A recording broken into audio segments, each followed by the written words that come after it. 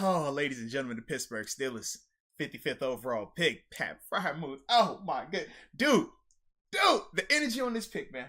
So, little backstory for me, right? Remember on Friday, I was telling you I had to do my radio show with the Steelers. Yeah. So, I'm pulling up, sitting there, we just kind of looking through these picks now. I'm like, all right, I'm about to come on, but I got to wait until after we announce the pick, then I get to hop on. And everybody kept saying, yo, it's Creed Humphrey. It's going to be Creed Humphrey. And I'm looking, I'm like, yo, it's Pat. Pat's like right there. Can we please take Pat? Like, come on, man, it's Pat. Yo, no, I wanted Pat. I gave you the big, long montage about, like, why I liked him, what I think he could do. And I'm like, he's right there. But I'm like, yo, we took Najee in the first. They got to take O-line. Like, it's not happening, so I'm just losing. I'm like, no, man. I can just see it. Like, we're going to be regretting this thing, man. And when I seen old Franco walk up that thing, I said, oh, come on, Franco. Oh, come on, Franco. Come on, baby. And I'm reading the zips. You know, he got the fumbling a little bit. TV was like, it was muted. So I'm like, did he say Pat? I said, oh, he said it. Man, I lost my mind. I'm jumping around that thing. You would have thought I got dragged. I was so happy, bro. I was like, yes, thank you. Thank you. It's such an awesome vibe, bro. And then I actually got lucky. As soon as I hopped on my radio show, first person I get to talk to, Kevin Colbert, Pittsburgh Steelers Jr. Yeah, you can tell me that. Yeah, he was like, yo, all right, time to do this live interview, man. Let's figure out what are your thoughts on this pick. And the one thing that I absolutely love, the first thing I saw, I was like, yo, why take Pat when you had Creed, when you had these other guys? He said, Arthur, he makes our offense better day one. He's a guy that's going to be able to come in and give you multiple sets. He said you can speak firsthand on a receiver, a tight end that can move like him, a tight end that has the versatility to be in line, but at the same time, you can line him up in an empty set and he can run the route tree. He said, you know what that does. And I'm like, absolutely. Like, this is what we wanted because we know how our offense is currently set up. And we know even though Ebron gives you the receiving ability, number one, he's not consistent with his hands enough. But number two, he doesn't give you anything in terms of the blocking. With Pat, now it becomes way more realistic. Now when Pat's lined up out there, you have to respect the run because they can run block. He can run block. Then you also got to respect the pass because he can run routes. Hearing Kevin talk about him and how excited he was about the pick, because that was another one where they didn't wait a lot of time. No. As soon as they came on the clock, 30 seconds in, pick is in. I said, oh, yeah. So they really, really love this guy. And he's just like, man, with this type of guy, what you're going to be able to do from an offensive standpoint, personnel groupings, the way you can get exotic out of having big bodies out there, making defense have to stay in base. He was like, yo, it's limitless. So I was like, yeah, hearing it from him instantly took my excitement through the roof, man. I was in that drink. You would have thought I was in church, you know what I'm saying? Get my shout on, like, oh, yeah. So it was good, bro. I didn't think they were actually going to do it. I didn't either, man. I didn't either. I was so excited about both picks, Harris and this one, but I'm with you, dude.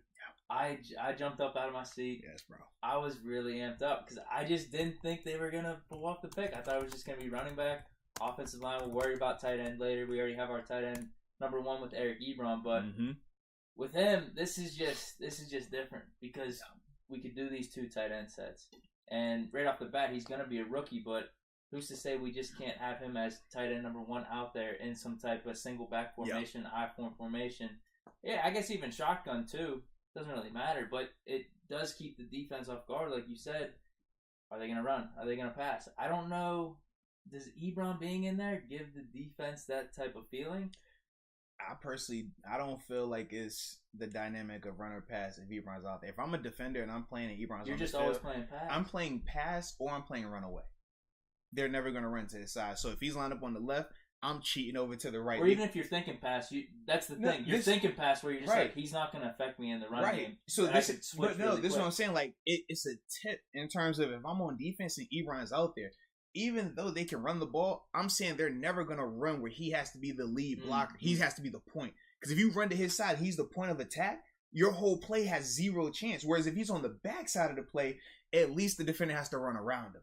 At least he might dive in front and try to cut the guy coming off the backside. So if I'm a defender, I'm simply saying on scout report, they don't run his direction. Everybody cheat away from him. So I'm literally, if I was supposed to be lined up in the B gap, I might line up over the center. So the B gap is where the guard is, right? Between the guard and the tackle. So if I'm supposed to be over there, if I see Ebron's lined up over there and the back is at home, which is a high run percentage tendency, I'm going to line up almost over top of the center, like a full gap and a half over, because I'm saying to myself, it's zero chance they run this way because my outside linebacker or my DN is going to kick Ebron's butt. So if they run this way, he's going to make the tackle either way. So I'm good. All I got to do is worry about him getting over here. Like, that's just my mindset with it because of how he hasn't been able to block at a high level. So those are the things that he gives away right now from a telltale standpoint. But now if you put him out there with Pat, now it's a little different. Because now you're saying to yourself, all right, what if I put Pat and Ebron on the same side, right? Ebron's the off-ball tight end, the motion man. Changes a lot. You know what I mean? What if I have both of them on ball? Okay, but now, Ben, shift. All right, we shift it. Now we bring Pat over here. Now Pat's off the ball. Now as a defense, I have to play that real.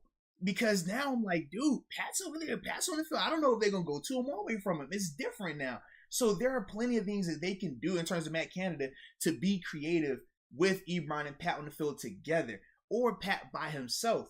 It's just with Ebron by himself right now. That's the tip right here. That's the telltale. Well, that's the thing. Either of them matched up against a linebacker in the passing game. Oh, man. It's. But then it goes back to stuff that we've talked about our Steelers defense whenever we're facing someone that's, either going to run or pass. Yeah. If they want to switch out the linebacker and put some type of safety or like a nickel corner in there, all of a sudden now we have the advantage in the run game. And you think Najee's your back too. So now if you're 7 and you say, okay, they went small ball. Cincinnati Bengals, they put Mike Hilton out here because we see Pat. Okay, cool. Man, go ahead and check this dive real quick, man. You know what I mean? Let me get this power going. Hey, DeCastro, you want to pull or Dawson, you want to pull? Who want to hit little Mike right here? If Mike Hilton's just going to be on Pat, we'll just throw a little fade ball to him. Exactly. Like, so you have plenty of options with this thing now, man. Yeah, I was so excited. I did not think they were going to make the pick. I just did not. That's what made me so pumped about it. He could be the bona fide starter, potentially Pro Bowl tight end for us. Yeah. For the next, 10, 11, 12 years. Like, he'll be the perfect guy to complement not only the receivers, but I say Ben for 3 or 4 more years, but who knows, the potential Steelers quarterback successor as well. I think it's just a great pick. Yeah, absolutely. And I asked the people in the chat as well what they thought on the pick, and they agree, man. First off, they said, this is Kayla. She says the first 3 guys are going to have an immediate impact in year 1. That's what I think. Let's see. LeJean Howard says the tight end room is definitely stronger and the running back room is stronger. I think we both agree with both of those statements right there. This is different. So Luke Walker says, I hated the pick. We could have had Creed and probably got Freiermuth in the 3rd. No way. I don't think he would have went in the 3rd. I was surprised he went at 55, right? We were talking about having to trade up. Yeah, we said either late first round or in that early, close to like 40, 45 was going to be where he would probably max out at. So we thought that he fell to us at 55. I just don't think he would have been there in that 3rd round. Let's see. Oh, Kayla also says, great pick. He hasn't dropped the pass in the red zone in 3 seasons. Has very good hands. Then Evan comes up and says, Pat is a true cornerstone tight end. We have been needing to address this position for years, and he will be our starter for years to come. Definitely agree. And then NGR says, Pat was a huge steal. We got the 2nd best tight end in the draft. We have the 2nd best tight end in the draft. I will never know, or something like that. Reading it all wrong, but I personally thought he was the best tight end. We said that Kyle Pitts, right? Because we said Kyle Pitts is more athlete versus pure tight end. We was like, Kyle Pitts is, you just put him in his own little category because he's not really a true end of line tight end, but he's not necessarily a wide receiver. Even though we felt like he could play wide receiver, and he probably has more wide receiver comps than he does tight end comps as a whole. But yeah, we thought that as a whole, man, that Pat was the best full tight end prospect in terms of like route running, hands, to blocking. The best tight end from the past 10 years. Yeah. I mean, arguably one of the best tight ends that we've ever seen. Like, he's in that conversation. So You're talking about mismatch problems and everything. And Pat looks, I can't remember, you said the college comps were pretty comparable, but Pat looks pretty athletic. No, he absolutely like maybe does, a little man. more athletic than Gronk. Yes, like super athletic, man. And he's a big guy. It's not like, we talked about like Brevin Jordan. We said, man, Brevin can run routes. He's athletic, but he's still a little bit smaller.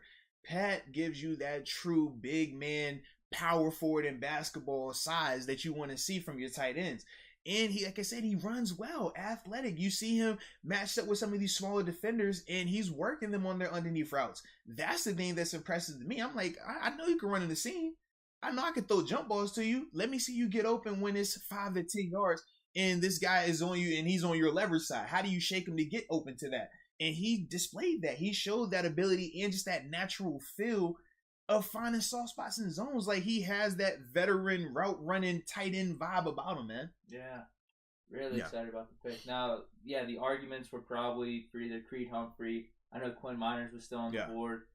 But what Colbert said and what we're talking about, I think this dude brings an extra element to the run game. Yes. That you maybe wouldn't be thinking a tight end would bring. This is a huge addition right here, man. This is that running game upgrade for our offensive line, even though he's not an offensive lineman. Thank you. I'm so glad you said that. A lot of people overlook that part. It's like, dude, your tight end is a key part of your running game.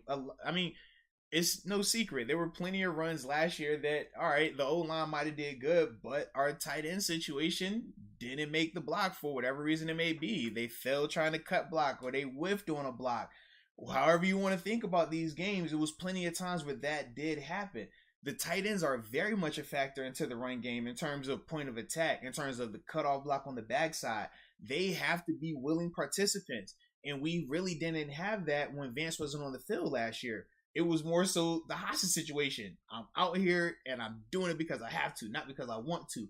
Whereas Pat, it's the contrary. It's the opposite of that. Pat's going to come out here and put his helmet on somebody's face. He's going to drive his feet. He's going to have good pad level. He's going to have inside hands. He's going to look like he's hitting the sled. That's what it's supposed to look like. It's going to be coaching tape. And that's what I'm excited to see about Pat, man.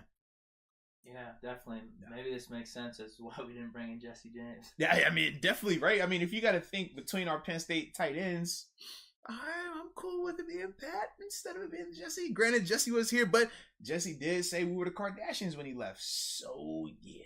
Ebron might like this, too, because I saw him retweet something like a month ago about someone. It was a video of his footwork, like saying, oh, man, you got to get Ebron out there more in space. Like, I don't think it said like he's more of a receiver, but like he's like a mismatch nightmare, like out in space if you motion him out.